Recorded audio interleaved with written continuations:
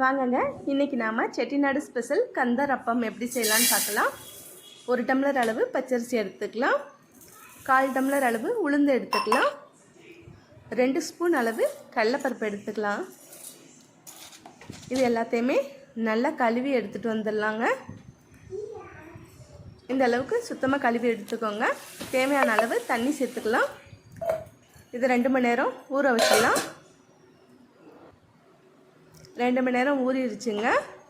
அரிசியும் உளுந்து பருப்பு எல்லாமே நல்லா ஊறி வந்திருக்கு. இப்போ இதை ஒரு மிக்ஸி ஜாரில் மாற்றிக்கலாம்.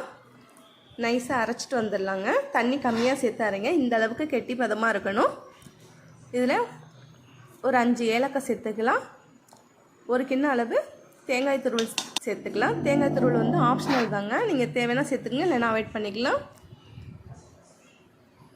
1 டம்ளர் அளவு வெல்லத்தூள் சேர்த்துருக்கேங்க. எனக்கு வந்து மிதமான இனிப்பு போதும், அதனால் 1 டம்ளர் சேர்த்துருக்கேன். உங்களுக்கு நல்லா தித்திப்பாக இருக்கணும்னா நீங்கள் 1.25 டம்ளர் எடுத்துக்கலாம். நல்லா நைஸாக அரைச்சிட்டு வந்துடலாம். மாவு இந்த பதத்துக்கு இருக்கணும் பார்த்துக்கோங்க. நம்ம இப்படி எடுத்து ஊற்றும் போது சரியாக இருக்கணும். அந்த அளவுக்கு மாவு இருக்க மாதிரி பார்த்துக்கோங்க. இந்த மாதிரி ஏந்தல் கரண்டியாக எடுத்திங்கன்னா நம்ம பணியாரம் ஊற்றும் போது நல்லா வந்துடும். குண்டு கரண்டியில் ஊற்ற வேணாம். அடுப்பில் ஒரு பாத்திரம் வச்சு எண்ணெய் சேர்த்துக்கலாம். எண்ணெய் நல்லா காஞ்சி வரட்டும். அதுக்கப்புறம் சிம்மில் வச்சுக்கோங்க. இந்த மாதிரி ஒன்றா எடுத்து ஊற்றணுங்க. 2-3 ஊற்றுனீங்கன்னா அது சேஃப் கரெக்டாக வராது. இந்த மாதிரி ஒன்றா ஊற்றி ஒரு பக்கம் வெந்ததுக்கப்புறம் இன்னொரு பக்கம் திருப்பி போட்டுடலாம். இது நல்லா கலர் சேஞ்ச் ஆகி வரணும்.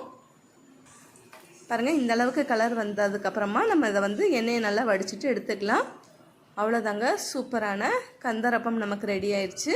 இது செட்டிநாட்டில் ரொம்ப ஸ்பெஷலுங்க. சஷ்டி விரதத்துக்கு அப்போ கூட நீங்கள் இந்த மாதிரி கந்தரப்பம் செஞ்சு வச்சு சாமி கும்பிடலாம். செஞ்சு பார்த்துட்டு எப்படி இருந்துச்சுன்னு கமெண்ட்டில் சொல்லுங்கள். ரொம்ப சூப்பரான சாஃப்டான கந்தரப்பம் நமக்கு ரெடி ஆயிடுச்சு. பாருங்கள் எவ்வளோ சாஃப்டாக இருக்குன்னு, ரொம்ப டேஸ்ட்டாக இருக்கும். என்னோடய சேனல் உங்களுக்கு பிடிச்சிருந்துச்சுன்னா லைக் பண்ணுங்கள், ஷேர் பண்ணுங்கள், மறக்காமல் சப்ஸ்கிரைப் பண்ணி வச்சுக்கோங்க. தேங்க்யூ.